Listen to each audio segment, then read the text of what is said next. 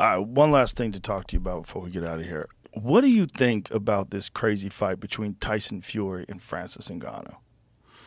What do you think about them setting I like up Tyson that fight? Fury, though, man. I like Tyson Fury. Tyson Fury. I like Tyson Fury because of his unorthodox of even the way he looked. Everything. Right? The way he now, looks, I ain't got to the way he explain talks. anything else because we're on the same page. And I believe that the world understands that this ain't the truth. This ain't what we used to looking at when we talk about heavyweights. You're thinking of a guy, you want a guy look like Lennox Lewis in his prime. Chiseled. Right? Hey, look at him. He likes tricking you too. He shows that big belly. No, listen, he look like the guy Fred who do like my mechanic. Yeah. Like he handles all. I'm telling you, He's an animal. He's an animal, and he's promotable. Yeah. His personality. Oh, for days. I mean, you can't like. But what do you think about Francis Ngannou having a fight with literally one of the greatest heavyweights of all time, and he's never had a professional boxing fight? Again, how did he get there? Well, he got there from being the UFC heavyweight champion. Who? But that UFC. Yeah, exactly. Come on. Listen, if you listen, I can visualize you and I sitting right here, right? You got you Dana White right now. Okay. Okay, you Dana, and I consider Dana White a friend, right? I really do. He's definitely a sports fan and anything. Oh yeah. But look, half of this is show, the other half, because of Tyson Fury only, is a boxing match for a belt, I assume, right? There's some exactly. Belt that Saudi Arabia they got somebody to put something together. I got you. Yeah. It's a money payday. It's a payday. Yeah. Right? Canelo payday. Yeah. This does nothing other than payday for Tyson Fury. He lose to a UFC guy, which I'm saying he won't. I bet everything I love. I bet everything I love. Yeah.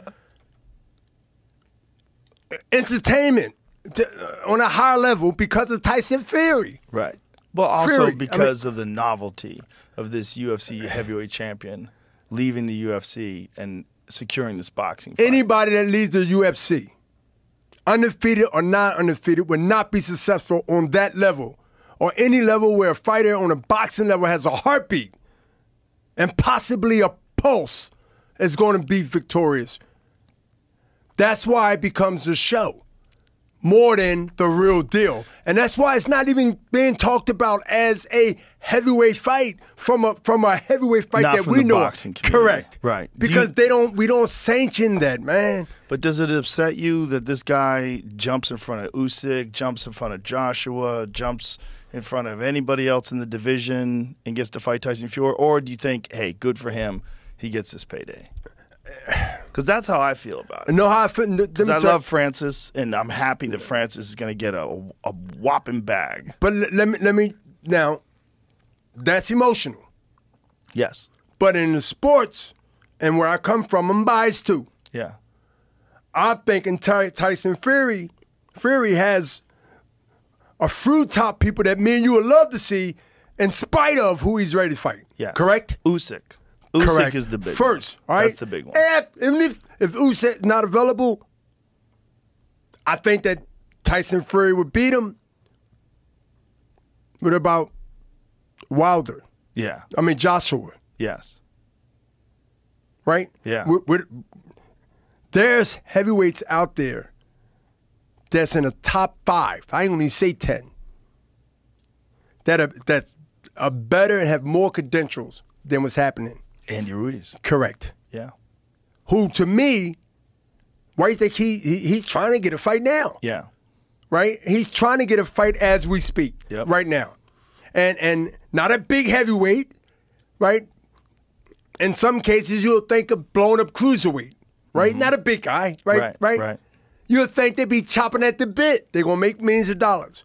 That fight there is more credibility and more, I guess, what people want to see than entertainment that Tyson Fury is ready to show this week. And he gets a knockout within 5 rounds. You think so? Oh. Yeah. One other guy I want to talk to you about that I don't think gets enough credit is Arthur Bitterbeef. That guy's a motherfucker. Beast. And people don't know him. I mean, it's just he can't secure that big fight. And that's one of the reasons why. Dangerous. Dangerous. 19-0, 19 knockouts. But this is the thing about the generation of fighters, not all, but most. They don't want a L on their record. Well, what about your legacy? They want the bag, of course, but they don't dare to be great. Most of them want to fight the fights that they have a better chance on winning. Mm-hmm. And when you tell most of them of this generation about history, they look at you like you got 3 heads, like history. Like you talking late 20s, early 30s, or younger. You talking about 25 years from now, they're going to be, and this is legit conversation. They looking at you like 25. You talking to a 19-year-old who don't understand that time go past so fast. So fast. Time go by so damn fast in boxing. I started at 25. It's unfucking heard of. I started at 25. I had the room based on lifestyle, based on offense, defense, based on my mental. I stretched it out. Stretched it out better than anybody. And part of that time, you got to look at the time I started late as a pro. Not as an amateur, but as a pro. I ain't win no AAUs and no Golden Gloves and no Olympic gold medal, but I had local fights in the city, little tournaments here and tournaments there. But I look at all these things to answer questions that's asked all the time.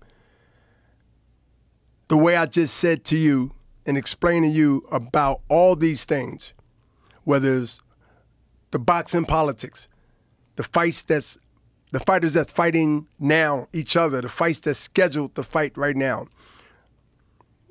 This is a great time for good fights to be made. Let's make them.